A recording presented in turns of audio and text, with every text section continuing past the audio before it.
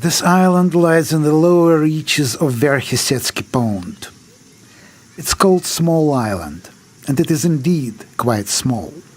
For some reason, for all the years it's been here, nobody built anything here except for a lonely lighthouse. It has been long abandoned. To be honest, I never once saw it working. Occasionally, one can see a fisherman on the island, but on the whole, few people visit the place. Once a summer restaurant opened here, but it too quickly closed down for unknown reasons. Indeed, there are no traces of it left on the island. I was always attracted by the incomprehensible atmosphere of this place. Right next to it, a massive city, hundreds of thousands of people. But this bit of land in the middle of the lake is left almost purposefully untouched, as if it hides some mystery. Not that I hate people, not at all, but sometimes one wants to be alone. The island is the very place where I can be by myself. That's what I thought once, anyway. It was in 1999. I took a rubber boat given to me some time before by Dennis, and in the evening departed to the small island to enjoy dusk, dawn, the abandoned lighthouse, and my solitude there. Solitude is also the way of getting some distance from all the oppressive darkness of daily routine. Some think that by making horror movies, I multiply this darkness. In truth, however, both for myself and those who watch my movies, it is a way to escape the horrors of reality. I look at this artificial horror, and it becomes easier to bear the horror of real life. And I simply can't help looking.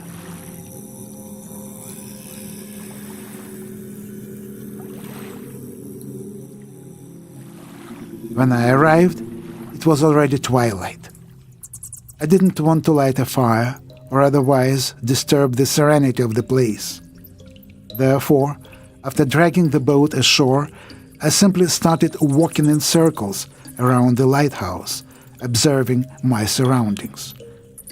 From the island, I could clearly see some sort of hotel nearby, the metal factory, Baran Island, which is actually a peninsula. For a moment, it attracted my attention. I stopped and looked closer. It seemed as if at the top of Baran, where there was a metal structure of some sort, stood a man and gestured at me. He might have been waving, or maybe trying to show me something. Why not? I thought. Another oddball, Skytso. Went to the countryside alone and found a friendly face. It was difficult to see anything at this distance, but it looked like he was waving his hands energetically and even jumping. I waved back. Then I thought he might have just been a sportsman. A moment later, I could see him no more. Perhaps he wasn't there. One's mind does sometimes play tricks in twilight. I quite like this time of day. I looked at the Baran Peninsula and my thoughts flowed right into Iset. It was becoming colder and somehow less comfortable. Suddenly I thought, why isn't it dark yet? I was rather unnerved. Everything seemed ordinary, but I wasn't feeling at ease anymore. I wanted to leave Small Island straight away. Right then, a light chill passed down my spine, not the sort that passes with no reason or caused by a spooky story. No, it was the sort that, for millions of years, has informed animals that danger is behind you. It is very close. And then I felt someone breathing down my neck.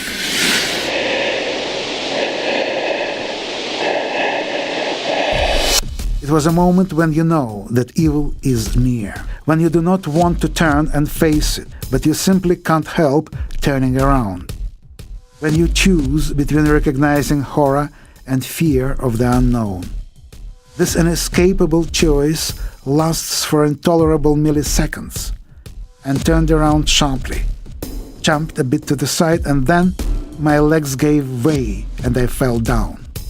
Right next to me towered a half-faced silhouette of a man in a torn green hoodie. I could not see his face.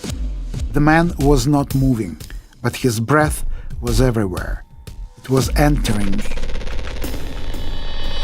Бля, ты напугал меня, мужик. Fucking hell, you scared me, mate, I shouted, hoping perhaps for some vaguely rational explanation. The man did not move. Only his grey arm in a torn sleeve slowly rose. I saw thin, emaciated fingers with white knuckles, as if death itself has come to me. Broken nails flashed, reflecting the lights of the city, and his fist pointed towards the lake. In a limp stupor, my gaze followed it right to the middle of the lake, where insane fate prepared an even more horrifying sight for me. There, in the middle of the Verkhistetskaya lake, familiar to me from childhood, roiled gigantic waves, never seen before. As I watched helpless, they rose like mountain ranges, not to freeze forever, but to fall and unleash unparalleled destruction on the living and non-living alike. Such waves could not exist. The simple geography of the place did not permit it. Yet surely the last citizens of Pompeii thought the same, buried by torrents of fire. So did the inhabitants of Hiroshima, as they watched the lilac mushroom of atomic death. It's not the water you should fear, you stupid cunt, I heard the man hiss. The faceless demon grabbed me by the head and dragged me to the lighthouse. I couldn't even scream, chained as I was by fear, pain, and impotence. Like a lamb led to the slaughter, I was humbled and dishonored by the rule of horror. In 2 leaps, my host threw us on the roof of the lighthouse and flung me on the rusty support beams. He hit me again and again. I felt how, with each strike, his punches weakened. He was hitting my jaw and throat hysterically when the torn green hood fell off. Through the blood drops in my pupils, I seemed to recognize his features, almost disfigured, as if they were burned and dehumanized.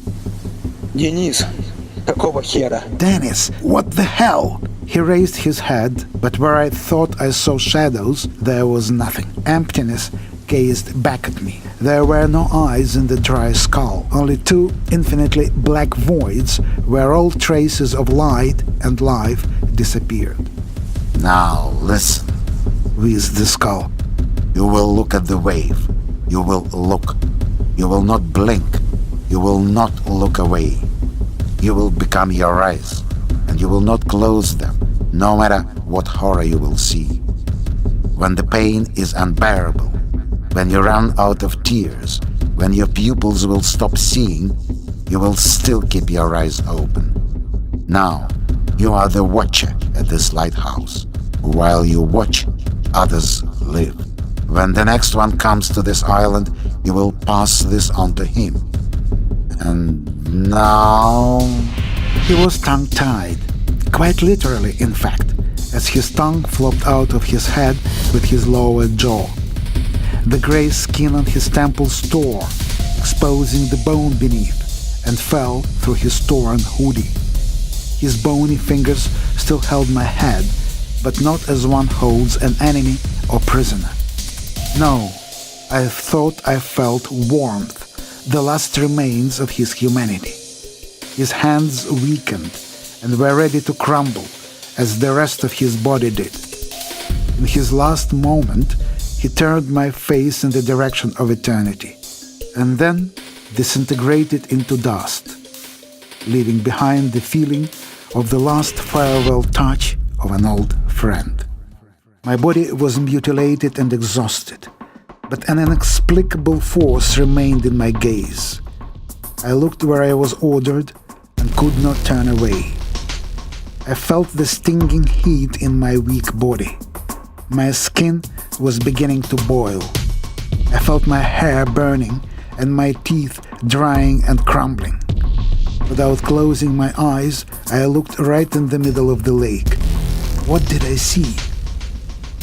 What was earlier merely a pool of water was now constantly changing shape. This gigantic, throbbing, and pulsating mass grew higher than the highest skyscrapers of the city, like a wild animal, caged or leashed, but animal woven together from dead, rotting pieces. Impossibly ugly, bloated to the sky, this Frankensteinian beast fought and beat itself with a million separate limbs that once belonged to living people and other creatures, pulsating with a macabre heartbeat, spitting to the surface and disappearing within the following wave. It shouted in 100,000 tongues and clacked with every breed of metal. It shot in every direction from every gun that ever appeared in these places. But while I looked at it, it did not dare to move further, as if all the horrors and the rotten insides of this city turned inside out through this Yekaterinburg sea and appeared in the flesh to devour all around it once and for all. Or perhaps, after being impregnated with its own darkness for 1,000 years, the city bore this horrific miscarriage through the Yekaterinburg womb. What or who was it? I named it Aqua Mort. When I awoke, I found myself on the shore of the small island next to the boat. Warm rays of dawn heated my hair and forehead. Still, a light chill passed through me. It seemed I had slept through the night on the grass. I stood, shook the stray blades of grass and bugs off me, and sat on the edge of the boat, grabbing my thermos. What a lovely and surprisingly calm sunrise can be seen from this island. You can never witness it in the city.